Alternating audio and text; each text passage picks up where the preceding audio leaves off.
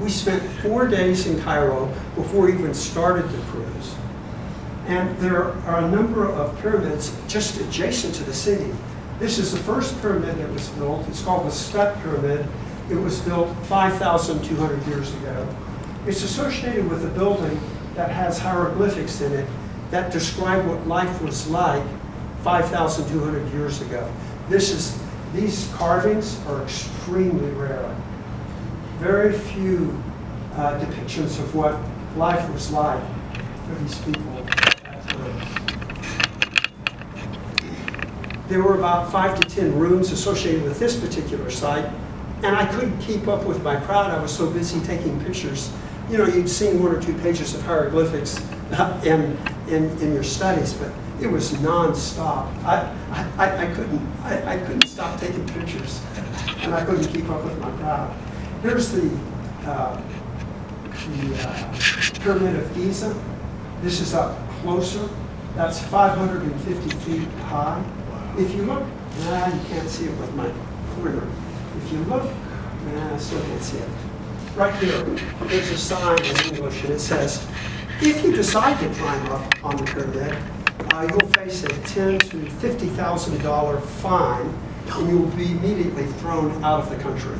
So they don't tolerate people climbing on any of there are like 100, 120 pyramids in Egypt.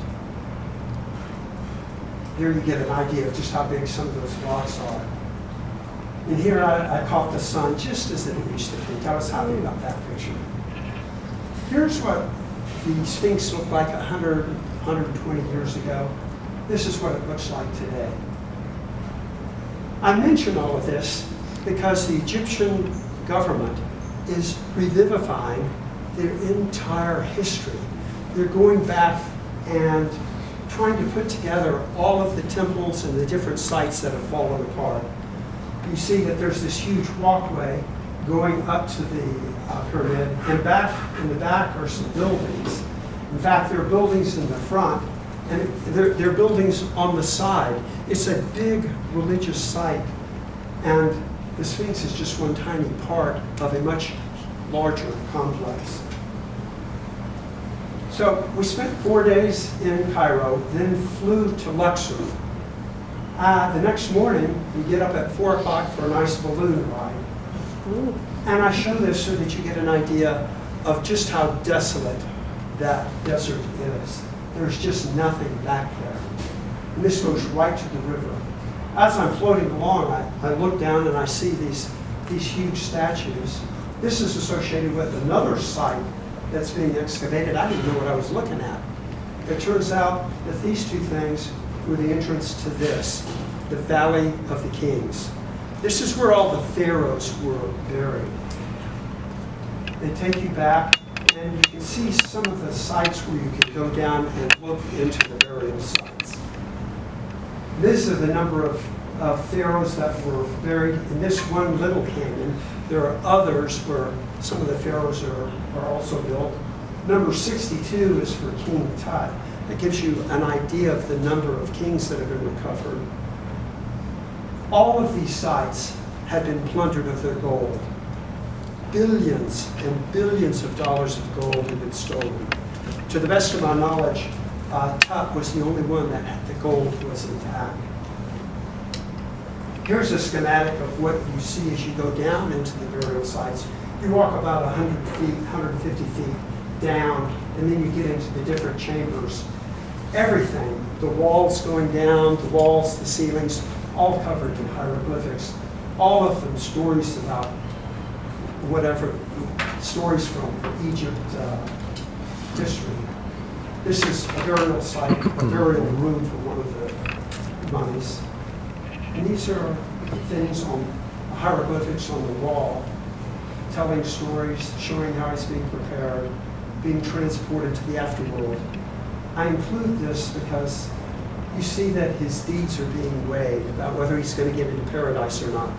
That idea was present long before Christianity. After that, then we began the sailing down the Nile. There are temples all up and down the Nile, and they stopped at, I can't even remember how many we stopped at. But the first was Karnak there in Luxor. And here we're walking up an aisle that originally had been 3 miles long. 3 miles of these ramps and this wall. Here we're getting close. Here we're getting closer. You begin to get a notion of just how massive this temple was. Columns. You see the hieroglyphics at the top. Here's an up close hieroglyphics, each telling a story. This is a single stone that they had carved and then sat on that pedestal. I can't imagine how they did it. I just don't know. They've been standing for thousands of years. I included this only so you get an idea of just how massive these columns are. They're the biggest columns in the world.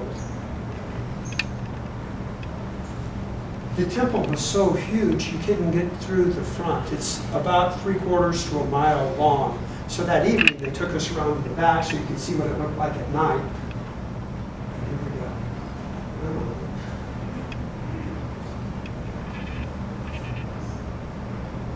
Just stunningly beautiful. This is another temple down the Nile. I include it because it had been covered by sand about 30 feet above the ceiling here. And over the past 20 years, they've slowly been digging it up, preparing it for the tourists. The original paint from thousands of years ago is still there. Again, you see everything covered in hieroglyphics. And here, the statues haven't been destroyed. Here's a beautiful statue. This is Abu Simbel. It is another site, but it's behind the Aswan Dam. You sail up to the Aswan Dam and then back to Luxor. But you get off here and fly 200 miles up the lake that's behind the dam.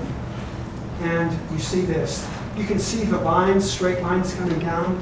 That was because it had to be cut and moved up a hill so that it would not be lost as the water from the lake filled up.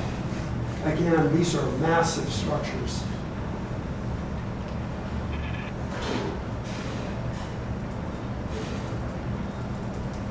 When you come from Cairo to Luxor, you're greeted by your staff on the riverboat. It's not a huge cruise. You know, I've been on cruises where there are 3,000 people. This is just, I think we had maybe 50 to 70 people on the boat. This is when we got on. This is just a road picture of it going down the Nile. But this is what you see. As you sail down the river, you see the Nile and the growth on the side of the Nile. But you also see how close the desert is.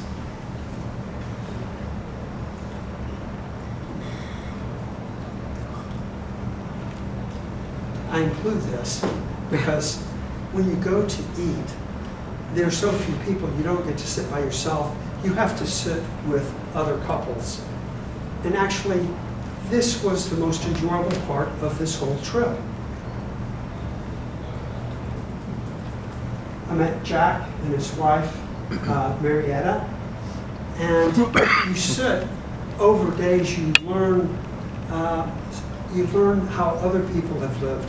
This guy is the son of a lawyer in Prague who got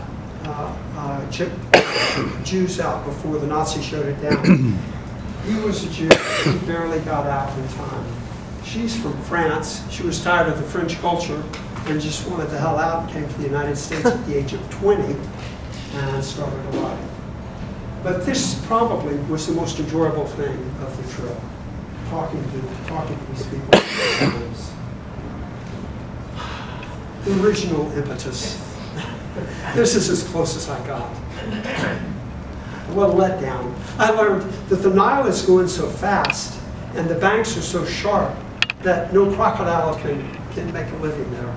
I had to go 500 to 600 miles back up to where my crocodile lived. Next year.